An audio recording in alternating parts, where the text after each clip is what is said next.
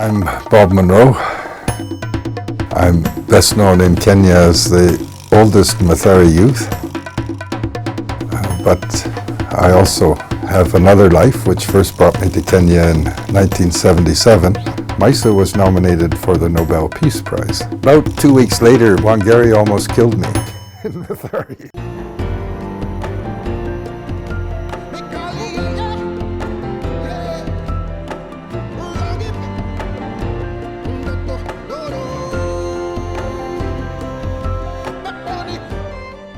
I'm married to Ingrid Munro, the founder of Jamii.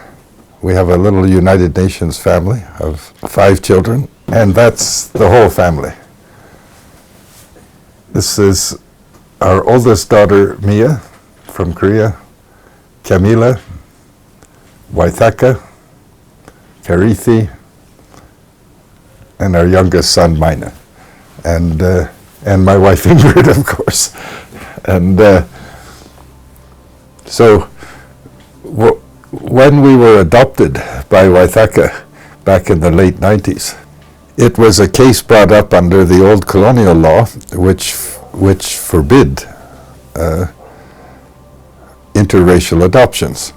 And the judge at the time, Joyce Olowach, she was looking for a case, because you know how well known she is on children's rights in Kenya. She was looking for a case, and happily we became the precedent setter for her, because she argued that the law said that you can't have interracial adoptions except in special circumstances or exceptional circumstances. And she argued that our family was an exceptional or special circumstance because the husband was of the Canadian race, the wife was of the Swedish race, one daughter was of the Korean race, and we were already an interracial family and therefore an exception, and she approved the adoption.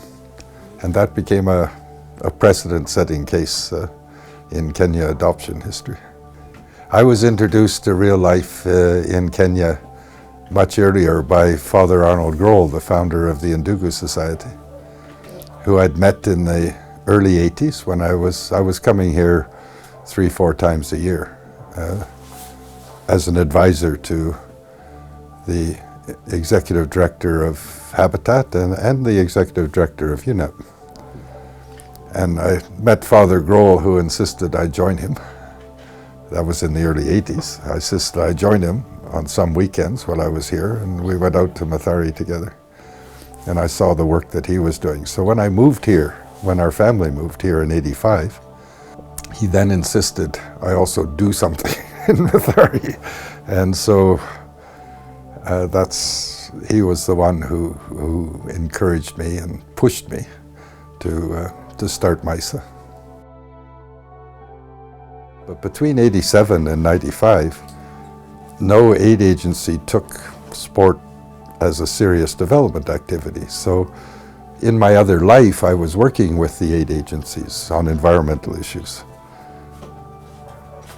But I could never persuade them that sport was a serious development activity until MYSA showed them. MYSA was the first in '87 to link sport with garbage cleanup. That's what we did in those days. So it's not surprising, that's where my 2 lives intersect, my environment, UN life, international career, and MYSA and Mathare United. It was my environmental work which brought me to Kenya in the first place. I was involved in helping set up UNEP and a bit in its location in Nairobi, because it was the first UN agency headquartered outside of Europe and North America. And I drafted a good part of the General Assembly resolution setting up Habitat in '76, '77, and getting it located in Nairobi, initially in the Kenyatta Conference Center. That was that was in '79, but the first time I came here was for the first meeting of the Commission on Human Settlements. And as I was an advisor to the first executive director of UNEP, Arcot Ramachandran, and I remained that for the next 10 years. So that was my first time in Kenya. So it's not, I wasn't in Kenya by accident. I was, in fact, I've been working for or in Kenya since 1972. Kenya is my home and my family's home, and I feel good about how I've helped in various aspects, MYSA and football and environment and UNEP and habitat. MYSA was nominated for the Nobel Peace Prize, and it's always announced at 11 o'clock in the morning. So shortly after 11, I get a telephone call from a Norwegian friend saying, "We didn't win, MYSA didn't win, but another Kenyan did." And I said, "Oh, who?" "Wangari Maathai," he said. And I said, "But that's great. It's Kenya, it's Africa, it's environment, it's women. That's a great choice. Don't be discouraged by this." About 2 weeks later, Wangari almost killed me. Well, it's true. She had a small dinner for 5, 6 of her closest friends to celebrate her winning the prize. By the way, I didn't know that she was one of the contenders, and she didn't know that MYSA was. So she had a small dinner for close friends. And at the door, Wangari gave me a big hug. But as she was hugging me, I whispered in her ear, "Wangari, do you think if I won the Nobel Peace Prize, I would become more beautiful too?" And then she squeezed me till my ribs felt like they were cracking.